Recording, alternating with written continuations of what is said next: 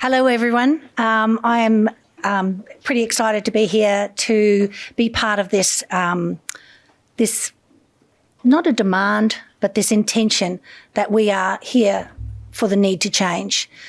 We've got some extraordinary people here today who I'll introduce. But first I'll introduce myself. I'm Lesley Taylor. I'm the chair of NAPCAN, the National Association for Prevention of Child Abuse and Neglect. And I am really pleased to be here and to acknowledge the traditional lands of the Kaurna people and pay my deepest respects to all Aboriginal and Islander people in the audience today, and particularly to children and young people, because this is how this strong culture will continue into the future. Thank you for joining us at this symposium. And before we start, I would like to introduce you to Harley Hall, who is a proud Ngarrindjeri, Gokatha and Wirangu man with strong Kaurna and Ngarrindjeri bloodlines. So please welcome you to the front to do the welcome to country, and also to Auntie Patricia Aguis. Thank you.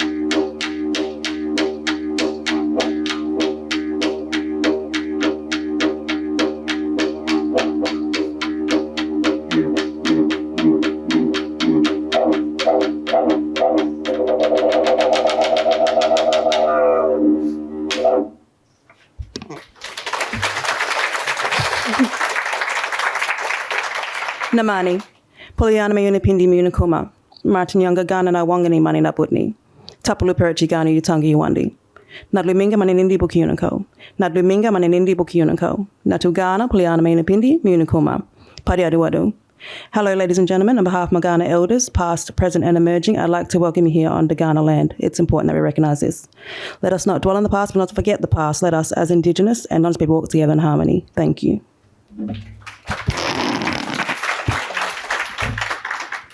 So we want to thank you, Mob, for having us here, share our culture, welcome you to the country. But before we leave, I want to share pay my respects to this humble instrument, We all know what this is called, yeah? Feel free to call out, like to mingle with the crowd, So, Yiraki, yeah, deadly. So, didgeridoo has probably been its name for, 40 seconds in the course of history, but we say Yiraki, and we say Mangmak Yongle, which is paying our respect in the Yongle language, and thanking our Yongle family for sharing this humble instrument, one of the oldest instruments in the world. I was lucky enough to be showing this Yiraki and how to play this from my father, and we all know Yothi Indi from the 90s. So Yothi Indi, when I used to come to Adelaide, they became like family, and I was lucky enough they lived at my dad's house, and my dad got paid to drive them around and look after them while they were down here on our country. And this is something that they've passed on to my father, that he shared with me, and this is what I share with the world. Pass it on to my son. And so, when we, this is only a man's instrument. So, culturally, respectful, we must respect that. And, I've been told different versions. We all know that, men can't have babies, although this is 2025, anything's possible, I think. But, ceremonies go for long periods of time. And, if we think of, having a birthday for a month, that'll be pretty cool. But, ceremonies can go for long periods of time, and it puts a lot of pressure on your stomach. This is something that I've always been shown and something that I share with everybody. When I was little, I was always, playing matchbox cars in the dirt, sit there going, and that's how we get the basic raspberry, like a drone.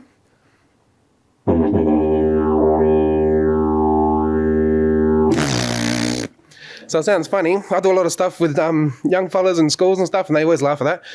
But so for the basic drone, we do a raspberry. So, and then when we think about some of the animal sounds, so if we think of the dingo.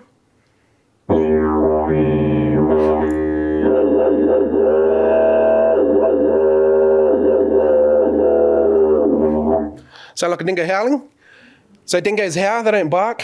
When I do some of that, I sit there going,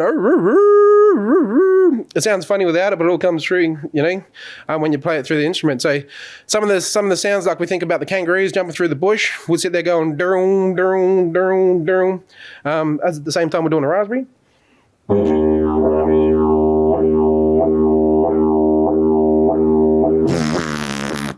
So it sounds funny. Whatever comes to your imagination, you can talk through this. You can say things like didgeridoo.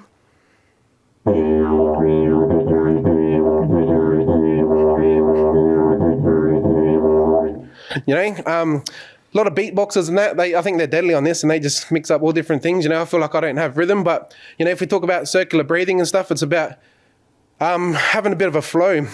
So when I breathe through my nose and out my mouth, it's a little bit like a bagpipe.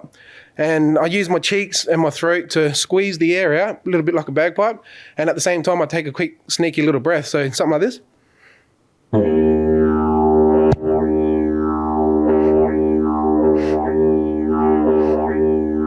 And if you do that quickly, you can create a rhythm.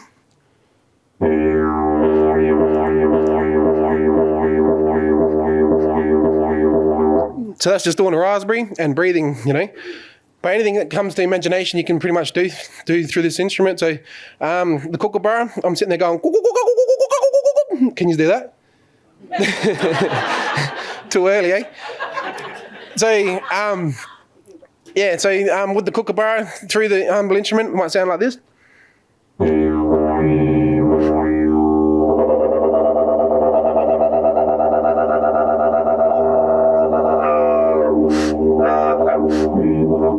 Sound like a kookaburra?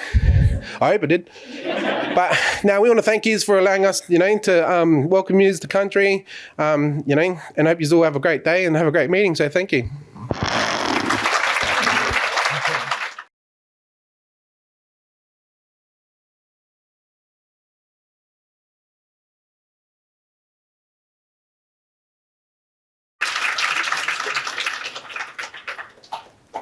Thank you so much, Harley and Patricia. That was an incredible welcome to country. I feel very welcome. Thank you. Okay.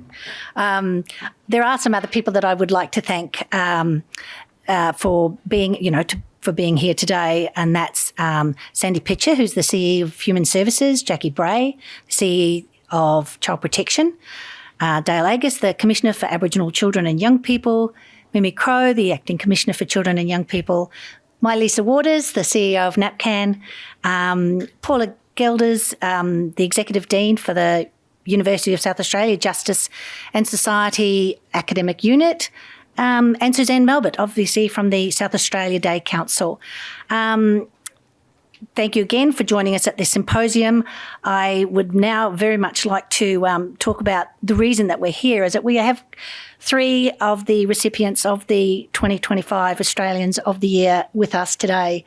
What an extraordinary opportunity to have the 3 of you in the same room to talk to us. And I think that's why it was actually very heavily competed to get here. So I am really delighted to see these 3 extraordinary people who have touched the lives of so many people.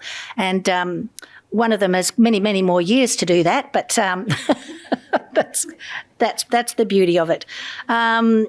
Many of you obviously understand the importance of the voices of children and young people in our work and in our lives. NAPCAN, we're very fortunate to have a National Youth Council, which has changed NAPCAN irrevocably. We are not the same organisation, nor will we ever be. And those voices of those children and young people, they not only speak to the changes that we need to make, but they show us the way to do it. I'm personally challenged every time I meet the young people through the council about the things that I need to do a little bit differently, a little bit better. And more than that, they keep inspiring me to do more. And, you know, I retired 5 years ago and I'm just getting so excited again. Every time I have this opportunity, I get really excited about the things that we are doing and the things that we can do. And those voices are very loud. And they need to be loud and they need to be heard, and we need to build that into our organisations.